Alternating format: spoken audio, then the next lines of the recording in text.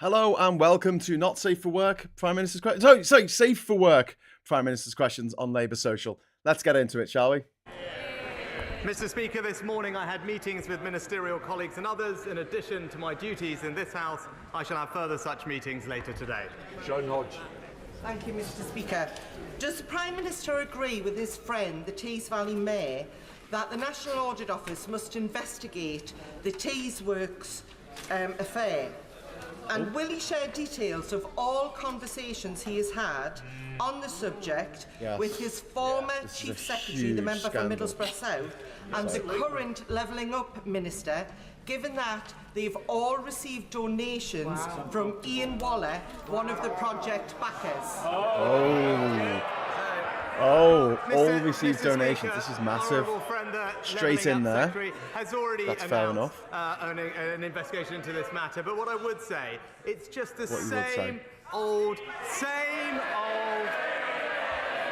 It's the same old bump from Labour. All we get.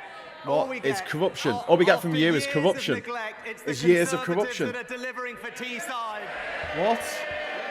What? Levelling down, exactly.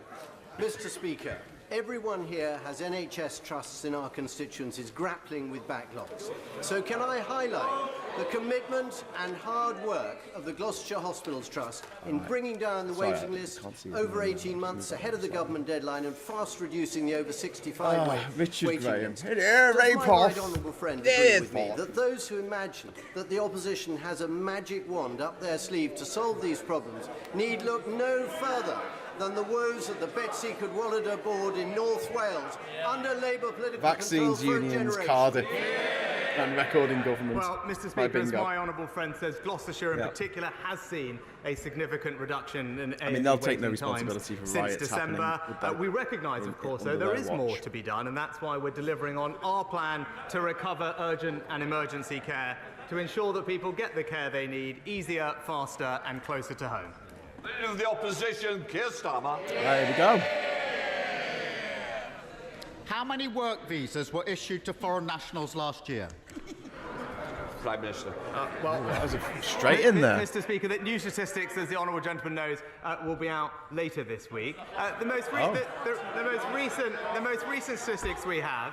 The most recent statistic we had, as the ONS said at the time, contained a set of unique circumstances, including welcoming many people here for humanitarian reasons. They're not work visas. The figures are out. It's 250,000 work visas were issued last year. He knows that answer. He just doesn't want to give it. And the new numbers tomorrow are expected to be even higher. The Prime Minister stood on 3 Tory manifestos. Each one promised to reduce immigration. Each promise broken. They all stood on those manifestos as well.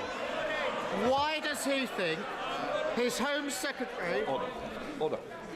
I'm going to hear this question. Those who don't want to hear it, we know the answer. Don't say Starmer. Thank God he didn't say tea. They all stood on those manifestos. So why does he think his Home Secretary seems to have such a problem coping with points-based systems? Nice one.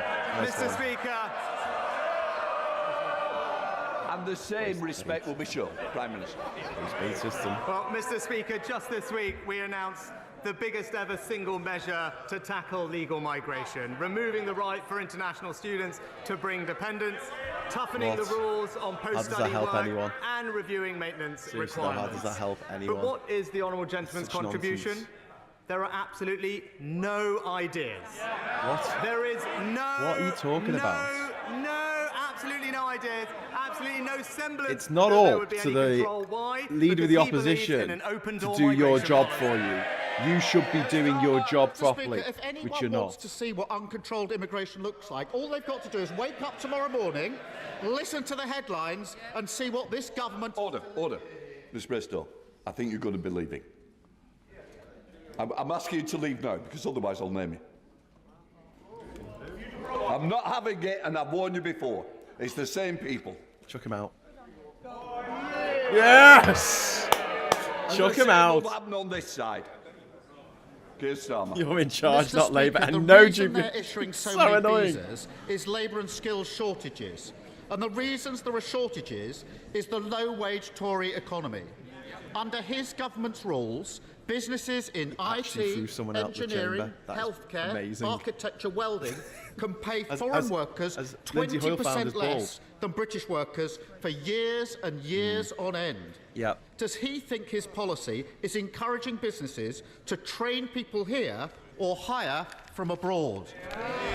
Prime Minister. Mr. Speaker, he talks about immigration, but we know his Dramatic position zoom. because it turns out that Labour would actually like to see even more people coming to the UK. He didn't name Increasing the numbers. That's not just my view, Mr. Speaker. Those were the words of his own frontbencher who said having a target isn't sensible and that the numbers might have to go up, Mr. Speaker.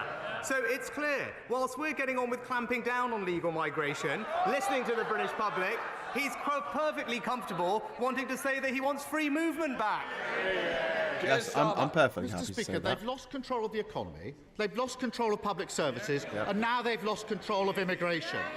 And if he was serious about weaning his government off the immigration lever, he would get serious about wages in Britain and get serious about skills and training.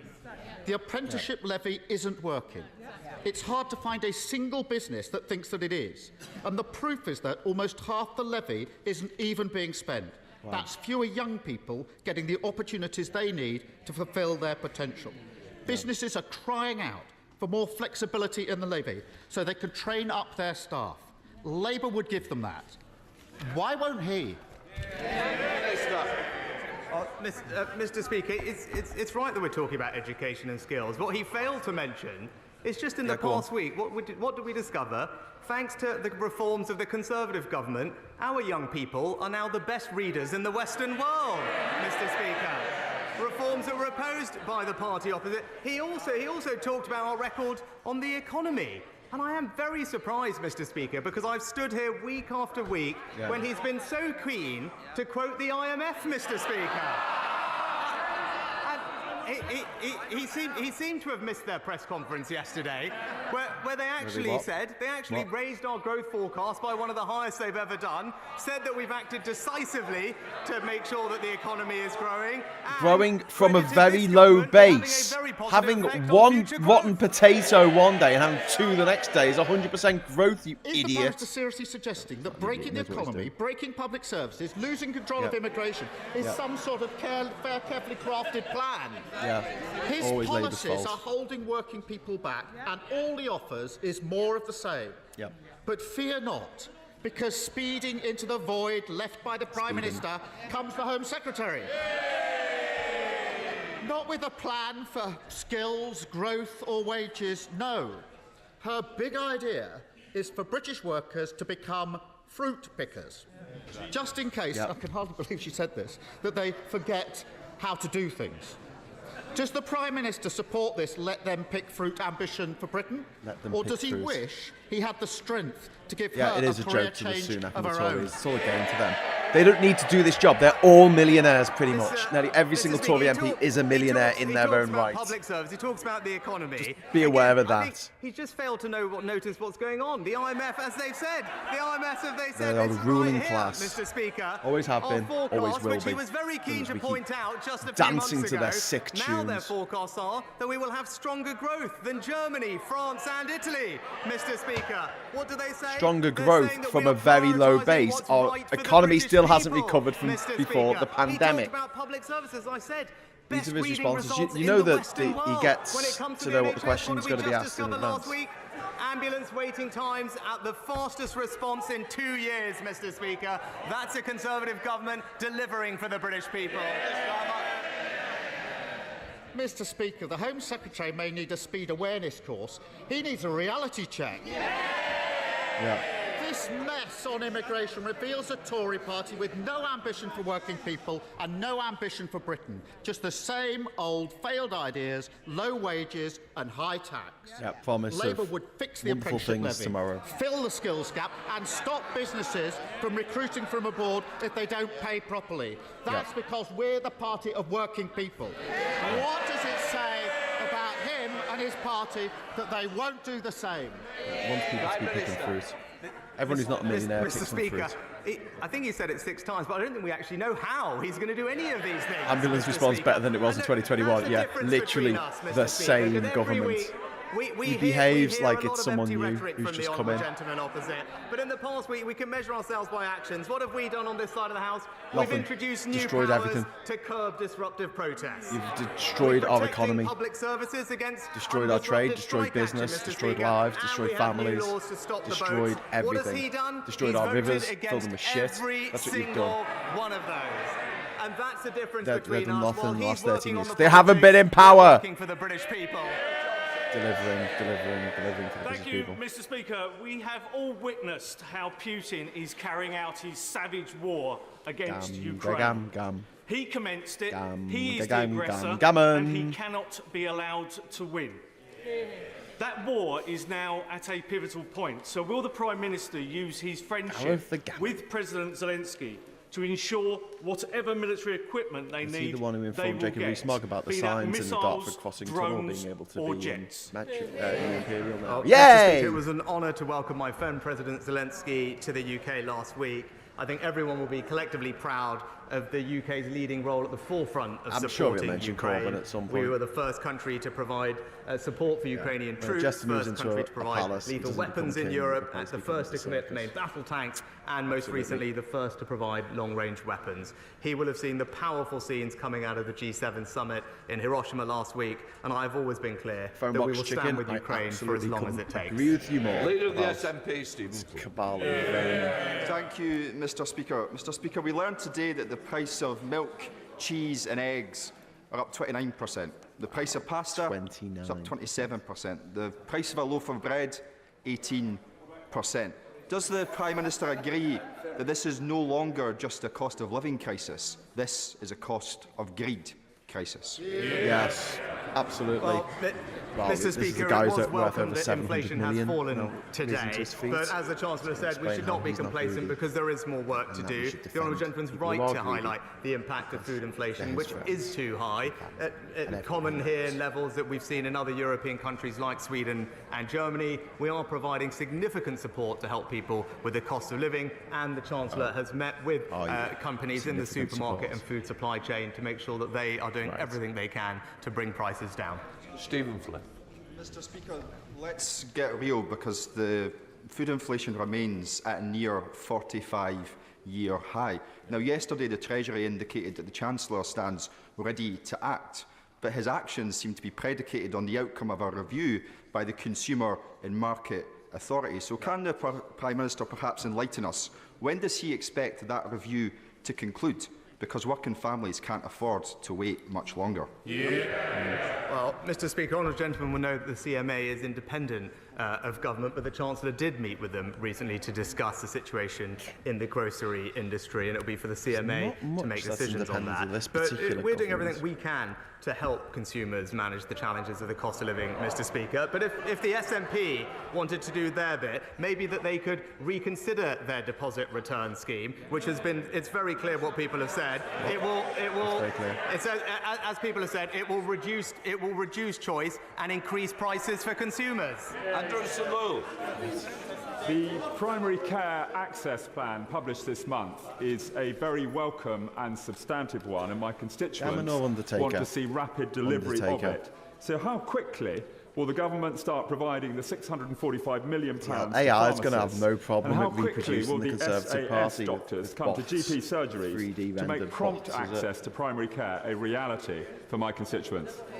Prime Minister. Well, Mr. Speaker, I thank my honourable friend for his contributions to our primary care plan.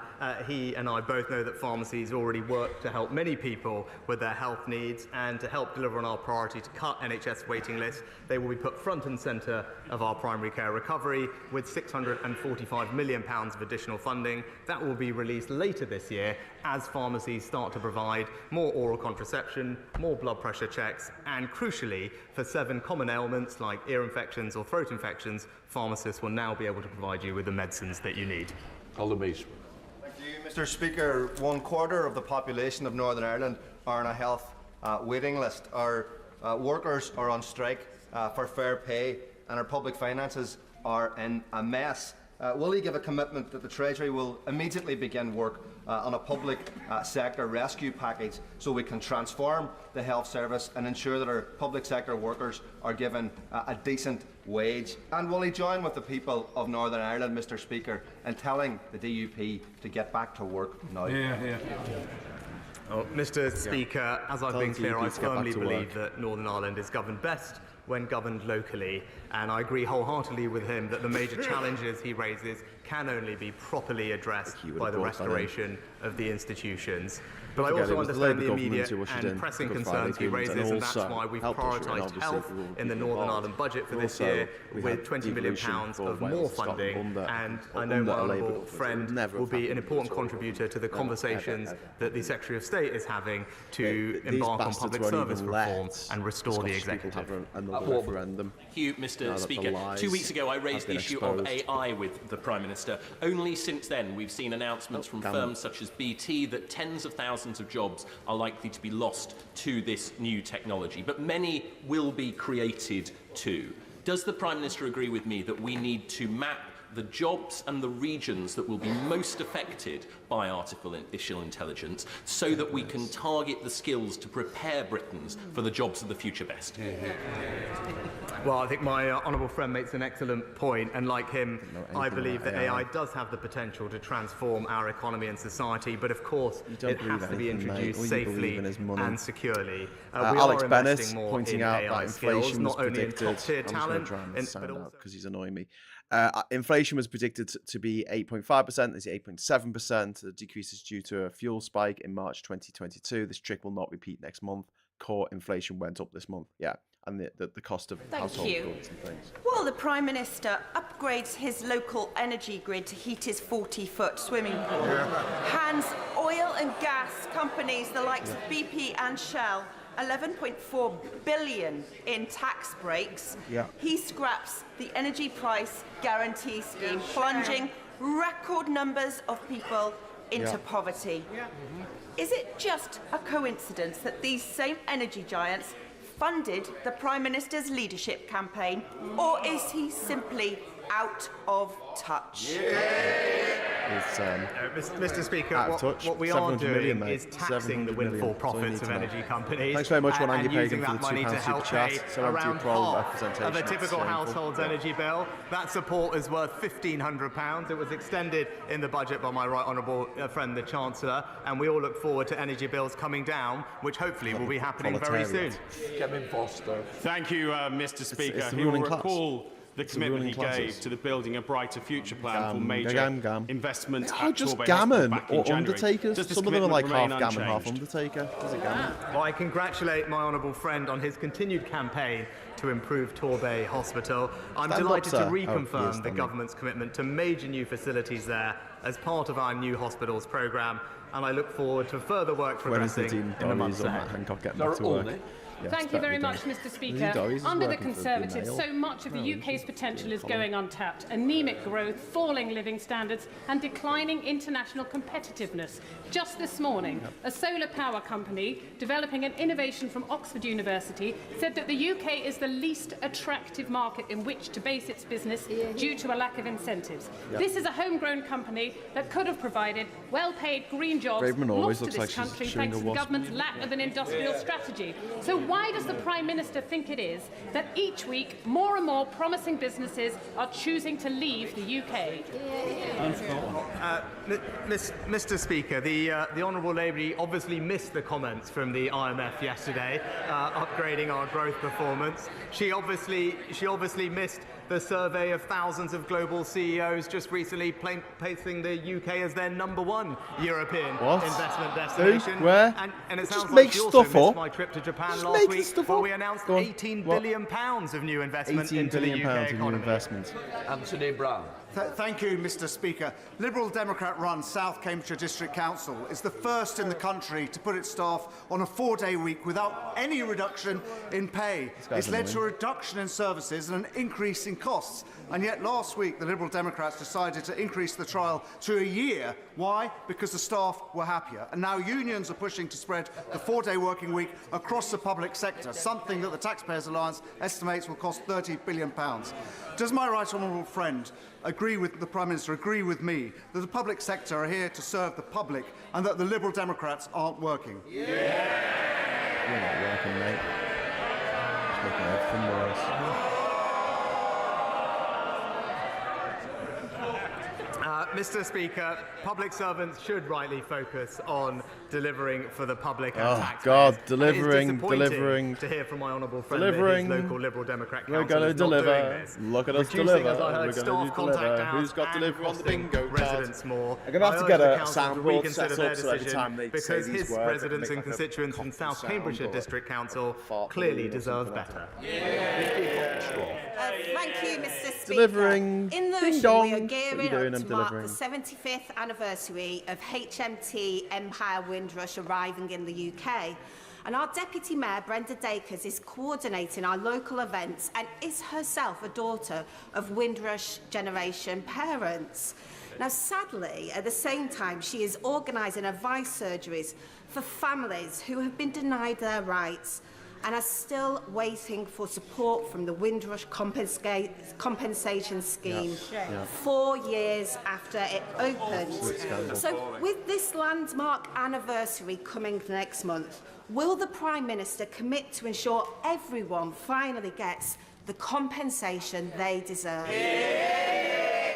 Yeah. Well, Mr. Speaker, I pay tribute to the honourable lady's constituent for all the work they're doing locally. The Home Office and the government is delivering on the vast majority of the recommendations from Wendy Williams' report into this situation, and we've already paid out or offered, I believe, over £70 million in compensation, and there are hundreds of engagement events happening to ensure that people are aware of what they're able to access, and will continue to do that engagement as we promised.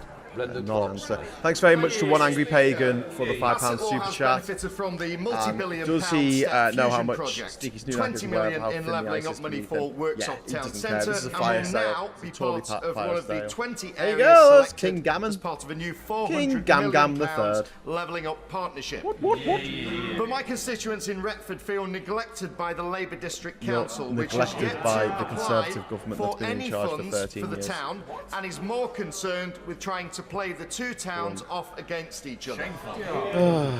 Could the Prime Minister confirm that there is no reason whatsoever why Retford cannot benefit from this latest investment, and would he accept an invitation to visit Bassetlaw to see the great impact government investment is already having in the area? Just turn them down for a moment. I've got a message off a friend saying, have you heard about the one about Braverman wanting to be sacked so she can become the leader of the fascist right opposition? Hence Sunak not getting rid of her to keep her on side, and happy for her to keep effing up and taking all the attention. Different places across England, most in need of levelling up, and to make sure that they can realise their potential and ambitions. Take that off your score. As he says, they're backed by £400 million of investment. We'll make sure that they can be supported to thrive. And I know my right honourable friend, the Levelling Up Secretary, is looking forward to working with colleagues in Bassetlaw to identify the best place to focus their work, which could, of course, include thank you very much for the super chat there, Simon Walker. Thank you, So, Mr. Speaker. Warner, sorry. Oh my God, in 2016, the Prime Minister Simon told Warner. people to vote for Brexit because it would stop unelected officials in Brussels having more of a say than his constituents. In 2023, he's asking his MPs to block Amendment 42 to the EU law bill to give unelected officials in Downing Street more say over laws than this chamber. Given the worries and the warnings from his colleagues, why is he going to let the blob have more say over things like holiday entitlements than the people who were elected to do so? Really good point. Really good point. Mr. Speaker, that's just simply not the case. It's the elected government that will be making decisions about what the right regulations are for our country. And it's absolutely right that as a result of Brexit we can now do that, which is why we are repealing and reforming over 2,000 pieces of retained EU law, making sure that our statute book reflects the type of rules and regulations that are right for the British economy and will deliver growth and cut costs for consumers, and that's what our reforms do. Robin Moore. Thank you, Mr. Speaker. A key issue which has haunted Keighley for many many decades is child sexual exploitation and grooming gangs. So here we go. I want to see a full Tory MP Rotherham-style stands up review and into says, child sexual bad thing is exploitation bad, across do you my agree? area. But yet, And the Prime Minister Bradford stands up and says, Council's yes, I leader agree that and our bad West thing is Yorkshire bad. Mayor both refused to back one due to political correctness getting in the way, simply sweeping this issue under the carpet. Oh, the old so school will the woke, Prime wasn't Minister, it? for the sake of victims, work with me to ensure that our local leaders do the morally right thing and instigate a full Rotherham-style inquiry across the Bradford district? Well, Mr. Speaker, can I thank my honourable friend for campaigning on this? As I said before, we shouldn't let political correctness stand in the way of keeping vulnerable girls safe or indeed holding people to account. As he it's knows, political it's four correctness. It's not authorities in the years local of area to government commission local inaction inquiries, and not enough and I have no funding, doubt and the that he fact will that continue to encourage, basically most them people to who do commit so. sexual assault For will the get away government's with it. part, The we've vast commissioned a majority will relevant get away. inspectorate to examine 99% current at policing least will practice get away in with it. response to group-based Under this sexual exploitation party of children, of law and the and Home Office justice, will they not say. hesitate to act on its recommendations when they are published this summer. He lives in a gated manor. Thank you, Mr. Speaker. houses, Before I was elected, hasn't I he? worked for a number of years in learning Thanks very and much to development Angry in Pagan both for the the £2 police super and chat the there. private My sector. rats make and I'm more sure sense we can than all these agree gammons. that training is absolutely vital to encourage innovation, creativity, but also for compliance. Given that seems to be a particular issue for the Prime Minister's Cabinet at present, will he agree to support my ministerial training standards bill that I'll be presenting later today? Mr. Speaker, Mr. Speaker, as the honourable lady knows, there are processes and procedures in place for ensuring professional standards across government. With regard to training, what I am pleased we're doing is rolling out the lifelong learning entitlement, Mr. Speaker, to ensure that people at any stage in their career can get access to years of government subsidised financing, to ensure that we have a workforce that's fit to the future and everyone can realise the opportunities that are there. Steve Bryan. Thank you, Mr. Speaker. Owen Carey died just across the river from here, underneath the London Eye, after suffering a severe allergic reaction while out celebrating his 18th birthday. He'd simply eaten a chicken burger at a restaurant, which, unbeknown to him, and despite his asking, had been marinated in buttermilk. Owen's sister Emma, who is my constituent, was in Parliament last week with her dad and her brother for a debate on food labelling and support for people with allergies. They're fighting for Owen's Law, which is campaigning, among other things, to change the food information regulations surrounding allergy labelling in restaurants. It's attracted huge support. So will the Prime Minister meet with me and Owen's family to see how we can be sure something positive comes out of this tragic loss of a young life? Well, Mr. Speaker, I thank my honourable friend for raising Owen's case, and I know the whole House will want to join me in expressing our condolences to Emma and all of his family over what happened. I will absolutely ensure that my honourable friend gets a meeting with the relevant minister to discuss food labelling appropriately so that we can make sure that things like this don't happen. Ian Paisley. Thank you very much, Mr. Speaker. Will the Prime Minister instruct his officials to publish the list of 1,700 veterinary medicines that will no longer be made available to Northern Ireland vets and the agri-food sector should be able to really hear after him. the grace period has ended?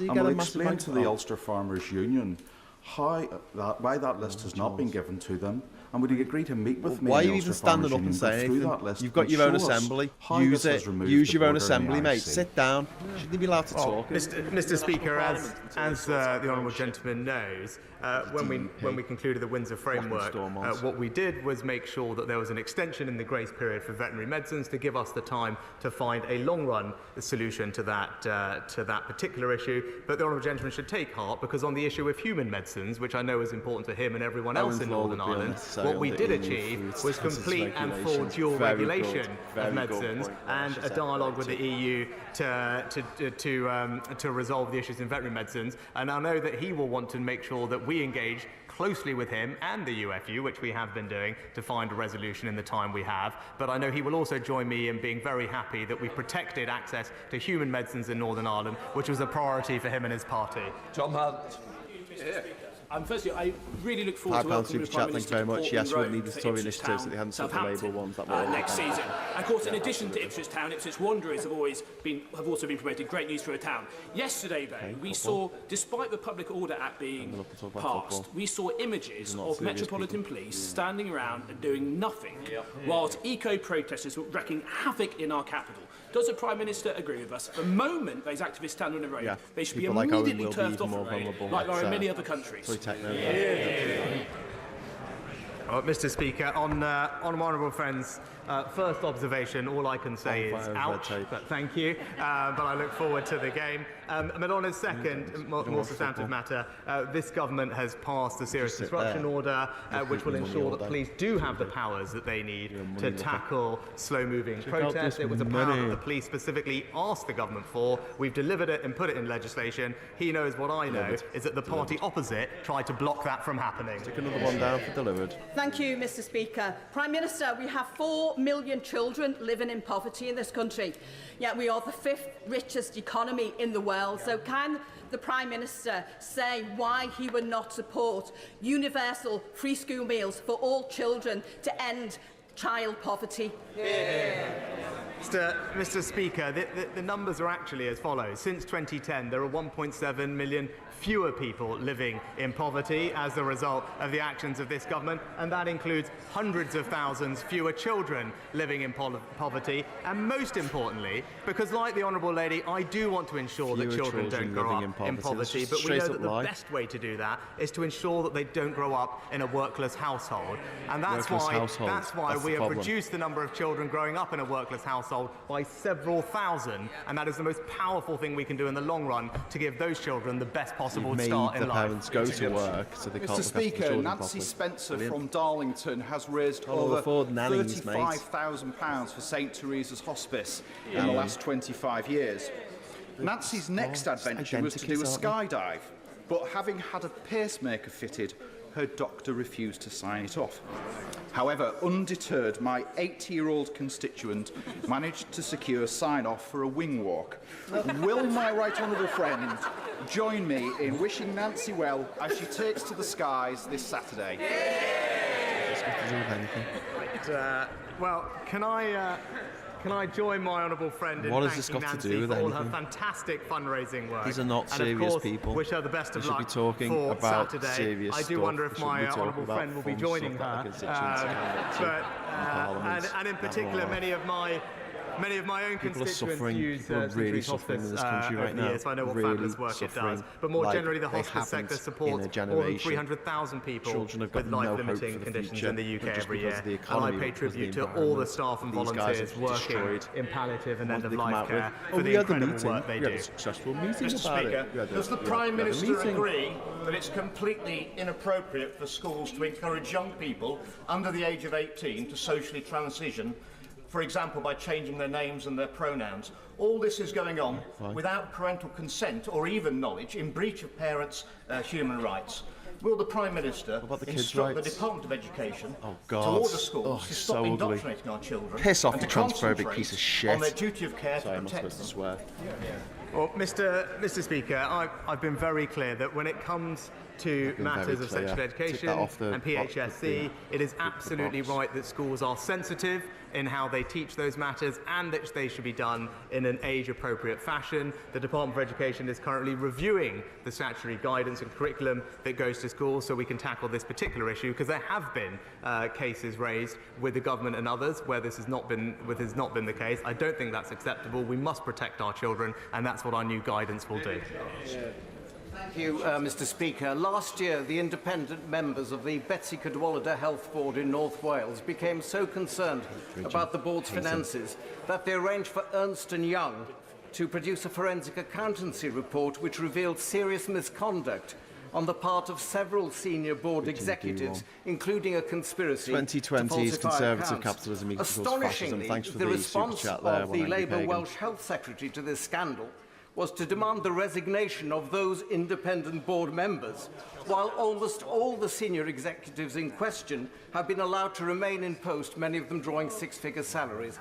Does the Prime Minister agree that this disgraceful state of affairs should be investigated by the police, and does he further agree that it demonstrates why Labour are unfit to run important public services in any part of our country?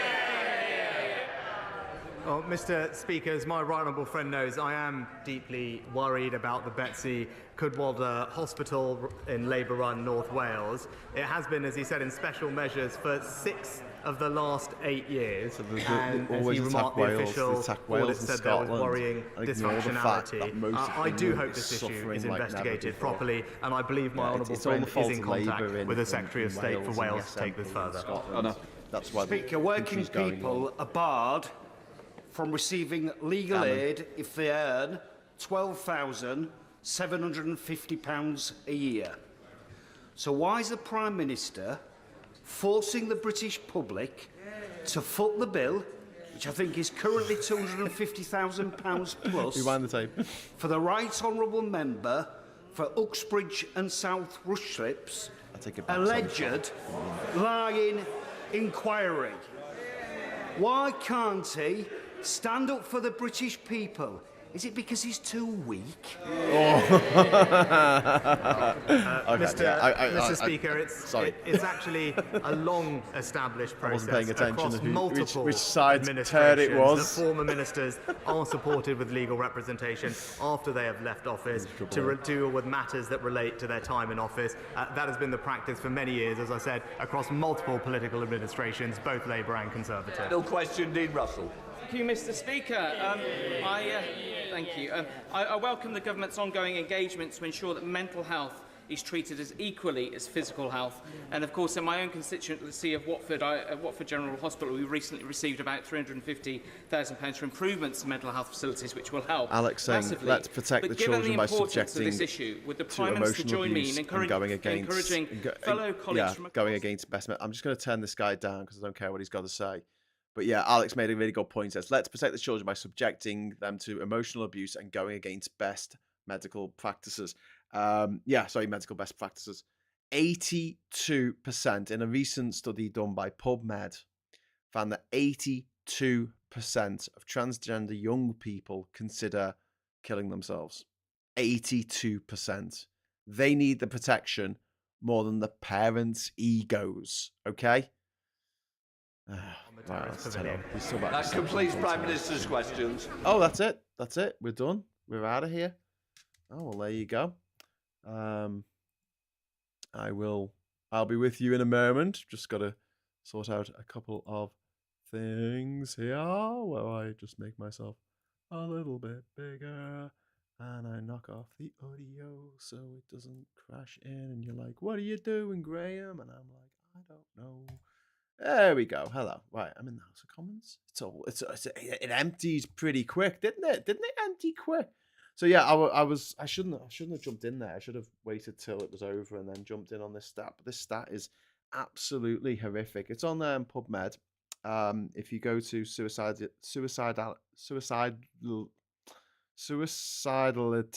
I don't know how you pronounce that, amongst transgender youth. And the role of interpersonal risk factors. There's an urgent question come up about the changes to the student visa, which is another daft thing that the Tories are doing. I mean, there's so many daft things the Tories are doing. It's hard to just boil them down to just one thing, isn't it? But yeah, they're currently trying their best to make it so that the students don't want to come here, because that's an easy win for them when it comes to, first of all, taking out universities that they don't like because they're elitist or something. I don't really understand the thinking there, because obviously I think they're upset about the fact that so many people are going to university now, and it used to be just to preserve the ruling class. Yeah, he's weak. Sorry, the paper that I was talking about on PubMed, I'll put it into the description of this video afterwards. But basically, it indicates that 82% of transgender individuals have considered killing themselves, and 40% have attempted suicide. So if you have a transgender child, you're a transgender teenager living in your house, what you want to do is give them all the love and support you possibly can. The last thing you want to do is tell them that they're too young and too stupid to know what they want, and they're just being trendy by pretending for some reason that they are transgender.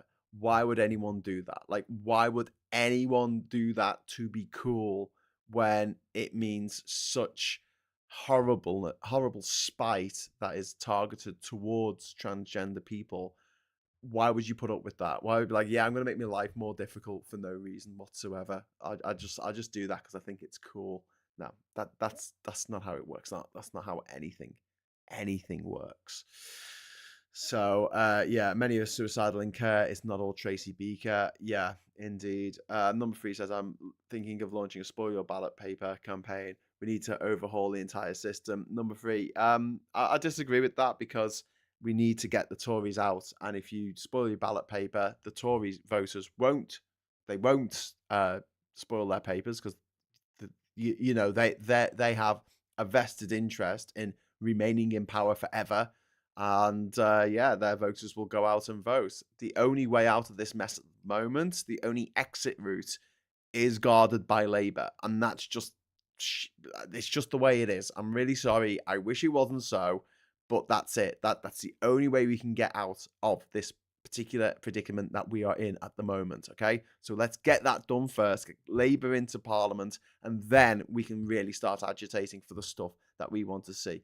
Electoral overhaul is pretty high on the agenda by the sounds of things for Labour. Now, while they haven't gone in for PR, and I made a whole video of why they should the other day, they are going in for getting rid of the House of Lords. They've already said that. And that is a big step towards a more fairer and accountable system.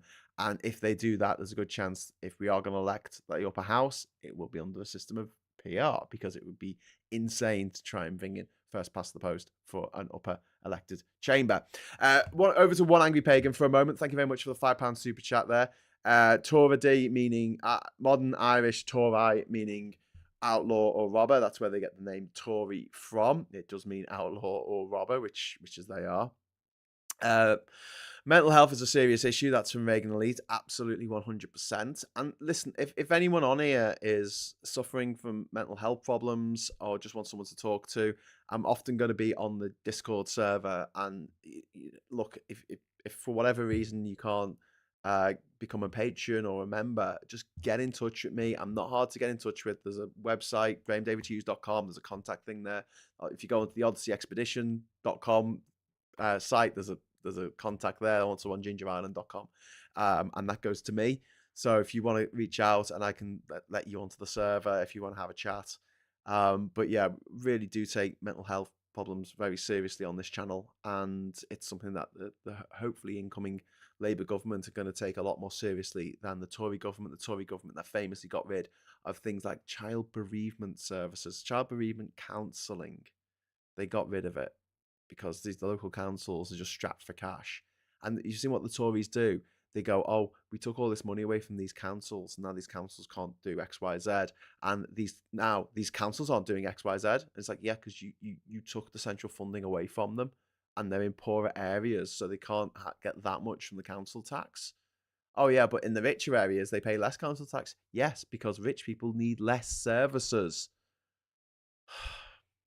It's just, it's so frustrating. These people are like, trying to take them on. It's like trying to nail jelly to a wall. They're like this amorphous blob that just keep moving. They move the goalpost. They move the argument. Whenever you say something like this is bad, they go, yeah, but what about this? Or if you say you did this, that was a bad thing, they diminish. Oh, they diminish it. Oh, it was just cake. It was just cake. Oh, it was just a speeding offence. It wasn't anything massive. And now we find out that Sunak has decided that Suella Braverman's not going to be facing any repercussions whatsoever. They're not even going to have an investigation into what Suella Braverman did. Nothing's been mentioned about the story that was broken in The Independent yesterday about Suella Braverman's contacts, connections, undisclosed connections with 19 members of the Rwandan government. I mean, come on. Come on. She worked with them in the past. We've given them millions and millions of pounds to a government that, I mean, in terms of sub-Saharan African countries, yeah, I'm sure that the corruption levels are fairly low comparatively, but still, fairly low in Africa is a whole different ball game to fairly low in other places. Well, I'm saying that, but the corruption in this country right now will put a lot of sort of late 80s, early 90s African dictators to shame. To be honest with you, we're talking that they were dealing in millions. We're talking about billions of pounds worth of corruption, not notably the 37 billion that was paid to Dido Harding, who was an old school chum of David Cameron. I think they went to university together, and she took 37 billion pounds of taxpayers' money and spent it on a scheme, on a project that didn't freaking work. Disgraceful, absolutely disgraceful. Start with the Labour government and then push the key issues in the UK. Yeah, Reagan, I think that's the only way you can do it at the moment. And it is worth pointing out to the people in Scotland that, yeah, I completely get where they're coming from, where they're like, oh my God, the Labour are just as bad as the Tories because they are a unionist party and we don't want a unionist party in power. However, you are more likely to get a better outcome with a Labour Party. You just are. They are the party that actually gave Scotland the opportunity to have a parliament of their own. The Tories were never going to do that. You know, Scotland had a referendum in the 90s. I'm sure the Scottish people know this, but English people might not. Welsh people might not. People from other countries. Scotland had a referendum in the late 70s, I think the early 80s, and it was about self-determination, more devolution, and it was a massive yes vote for devolution, and the British government ignored it because they said that not enough people voted. And then they waited another 20 years before they had another referendum on devolution. And that kind of thing is a very Tory thing to do. It's like, well, no, you're not doing what we want to do, and we will subvert democracy or however we see fit. We didn't have those same restrictions on leaving the EU, did we?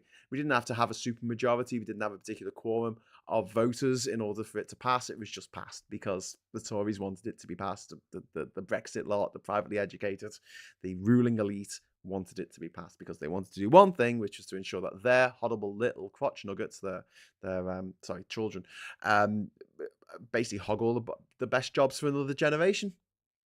They were worried. They were rattled about the fact that the internet and the fact that people had access to information like never before might level the playing fields a bit, might create a bit of social mobility, and that terrified them. And that's why everyone pretty much who went absolutely ballistic for Brexit and told everyone to vote for Brexit, or at least didn't put up a fight against Brexit happening, all came from that same sort of ruling elite, wealthy class that would just want to preserve their own wealth. They want to conserve their own wealth, I should say.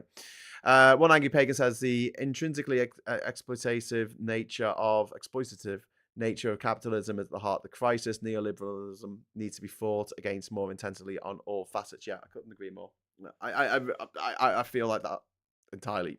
The current situation we've got now, where rich people just want to get richer at the cost of anything, at the cost of people's lives, at the cost of people's livelihoods, at the cost of the planet itself, is just absolutely unsustainable, and it's got to stop.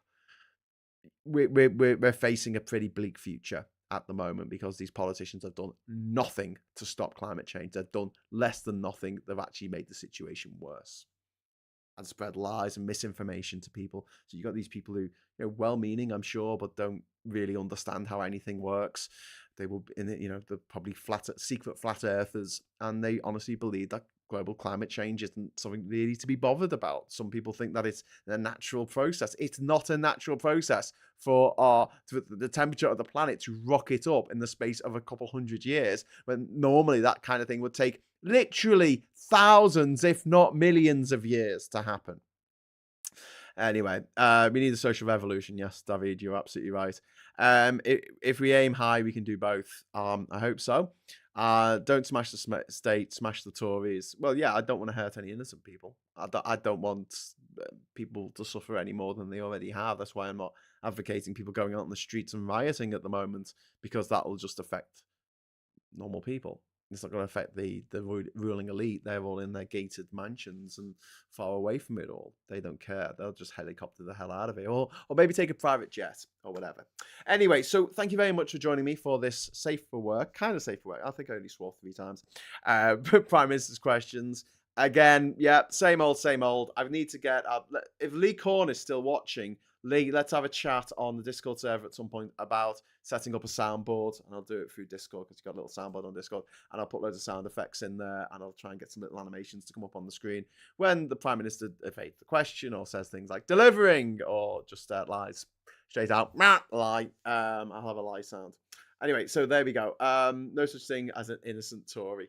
That's perfectly true. I think they're all in on it, and they've all made this country a much worse place than it used to be. And I think that's really sad because we were getting better. I mean, gradually, overall, slowly, we were getting better. And for the last 13 years, we've been getting worse. In every metric, in every way of measuring this kind of stuff, we've been getting worse and worse. So anyway, thank you very much for joining me. Phil Morehouse will be back in the morning for Morning Brew, which is very exciting. And we will be...